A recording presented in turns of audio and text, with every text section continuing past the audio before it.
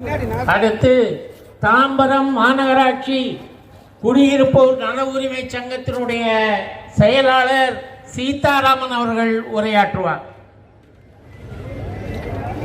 மேடையில் வீட்டிற்கும் அனைத்து தலைவர்களுக்கும் என்னுடைய நன்றியை தெரிவித்துக் கொள்கிறேன். என் பின்னால் இயங்கும் அனைத்து நலச்சங்க உரிமைப்பு சங்கம் என்றைக்குமே நல்லவர்கள் பக்கத்தில் தான் துணை இருப்பார்கள். அதற்கு எடுத்துக்காட்டாக இன்று நாம் ஓட்டளிக்க வேண்டிய சின்னம் தான் சைக்கிள் சின்னம். தலைவர் மூப்பனார் ஐயா அவர்கள் எளிமையாக வாழ்ந்தவர். அவர் கோடீஸ்வரர், ஆனால் எளிமையாக வாழ்ந்தார். காமராஜர், சத்தியமூர்த்தி ஐயா எளிமையாக இருந்தவர், அவர் எளிமையாகவே இருந்தார். ஆனால் மூப்பனார் ஐயா மட்டும்தான் நமக்கு இன்றைக்கும் அவருடைய எல்லோருடைய மனதிலும் இருக்கிறார். அவர் வழி வந்த திரு வாசனையா அவர்கள், அவரை ஒரே ஒரு வரி தான் சொல்ல முடியும்.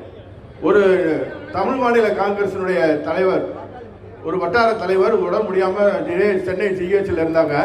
மூப்பனாருக்கு தகவல் சொன்ன உடனே அடுத்த செகண்ட் அங்கேருந்து வந்தார். என்னெல்லாம் கூப்பிட்டு போனாங்க. போய் பார்த்து அப்படியே பார்த்தோன்னே அவர் உடம்பு ரொம்ப சீரியஸாக இருந்தார்.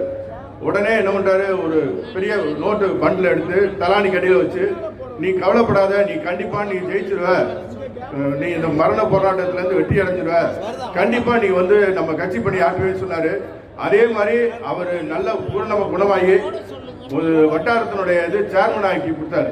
அவர் சாகிற வரைக்கும் எங்கிட்ட சொல்லுவார், மூப்பனார் இல்லைன்னா என்னைக்கா நான் உயிர் போயிருப்பேன்ட்டு. நம்ம நலச்சங்கத்தில் எந்த கோரிக்கை வச்சாலும் சரி, கண்டிப்பா அது யாருக்கு போய் சேராது. அப்படியே வாங்குவாங்க, குப்பையில போட்டுருவாங்க. நான் 5 வருஷத்துக்கு முன்னால முன்னால நாடாளுமன்ற ஒருத்தர் நின்னாரு, ஜெயிலுக்கு போயிட்டாரு. உங்களுக்கு தெரியும் யாருன்னு. இப்ப அடுத்த நடப்பு நாடாளுமன்ற உறுப்பினர் ஒருத்தர் வந்திருக்கிறாரு. அவரை பார்க்கறதே கஷ்டம். இங்க நாடாளுமன்றத்தில் ஒரு இடம் கூட கிடையாதுங்க.